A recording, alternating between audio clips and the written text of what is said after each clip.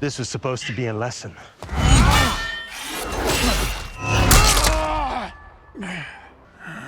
But you were mistaken, Witcher. You mistook the stars reflected on a pond at night for the sky. I shall see you later.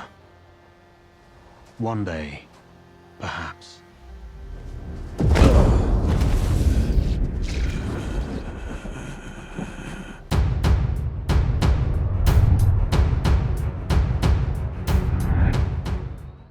Held at knife point by Dijkstra, Geralt is forced to watch on as Redanian soldiers ransack 𝐒𝐿𝐴 and begin rounding up various mages. Due to Geralt's neutrality in the matter, his life is spared, but Dijkstra still disarms him and holds him captive. Nearby, Yennefer tries to reach out to Ciri, using her tracking talisman. Leaving her room and discovering Geralt's discarded sword, Yennefer quickly deduces that 𝐒𝐿𝐴 is under siege, and makes her escape through a secret passage. Elsewhere, while Jaskier is asleep, Radovid breaks into the cottage in an attempt to kidnap Ciri, but Jaskier catches him red-handed. Seeing through his false affection, Jaskier insults Radovid's integrity, causing him to profusely apologize and leave. However, Jaskier is surprised when he discovers that Ciri has already fled into the woods after hearing Yennefer's call for help. While fleeing through the caves below 𝐒𝐿𝐴, Yennefer is ambushed by Lydia, who tries to strangle her with a magical spell. Luckily, Triss appears in time to save Yennefer by subduing Lydia with magical roots.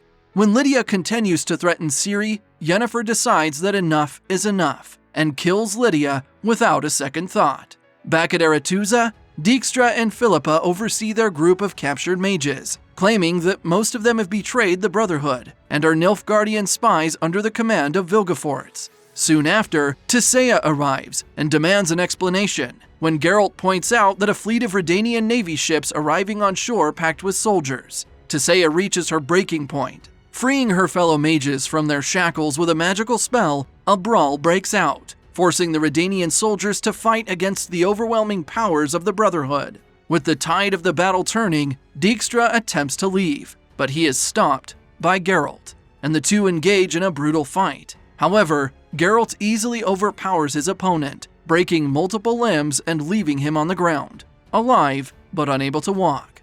After defeating the Redanian captors, 𝐒𝐿𝐴, 𝐒𝐿𝐴, and the other mages prepare to defend the rest of 𝐒𝐿𝐴, but choose to spare Philippa.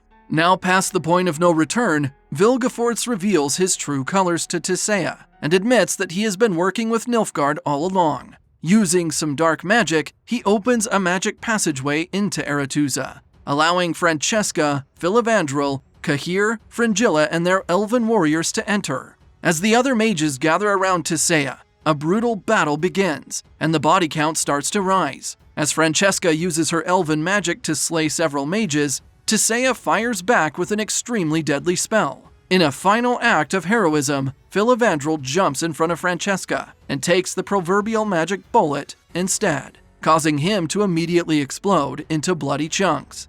Grief-stricken by Filavandrel's death, Francesca fires back in a big way, causing a floating ring of fire to come crashing down from the sky. Meanwhile, Yennefer makes her way outside and finds Ciri. Unfortunately, the fire mage Rience soon finds them, and once again tries to kidnap Ciri. However, Geralt pops up just in time, decapitating Rience with his sword. Back inside 𝐒𝐿𝐴, the bloodbath continues, and 𝐒𝐿𝐴 realizes that the time has come for desperate measures. Leaving the main battle and heading upstairs, she begins to channel 𝐒𝐿𝐴's thunder, an incredibly dangerous spell purely meant as a last resort. At the same time, worried that the precious Book of Monoliths might be stolen by 𝐒𝐿𝐴, Istredd leaves to secure the ancient text, while Triss recovers from an arrow wound. However, when Istredd successfully recovers the book, he is ambushed by 𝐒𝐿𝐴, who spawns a dark portal and pushes Istredd through it.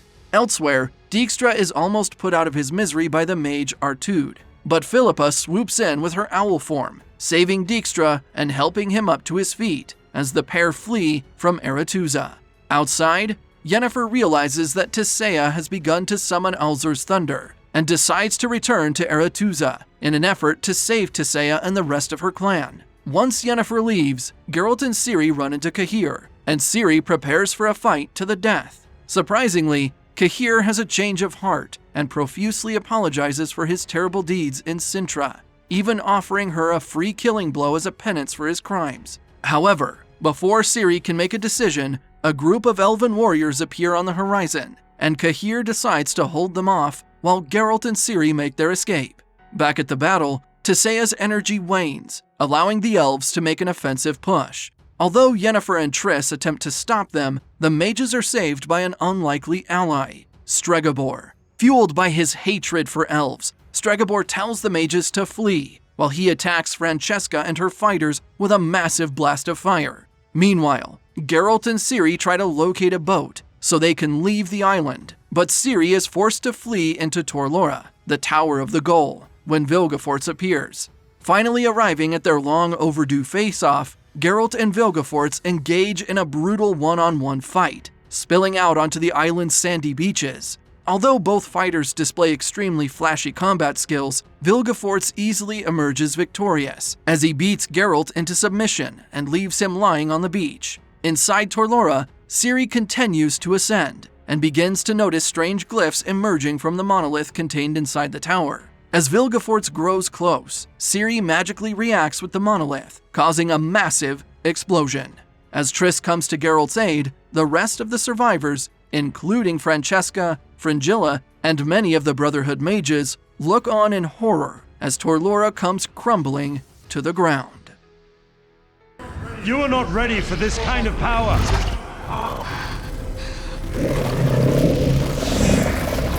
But together, we can change this continent!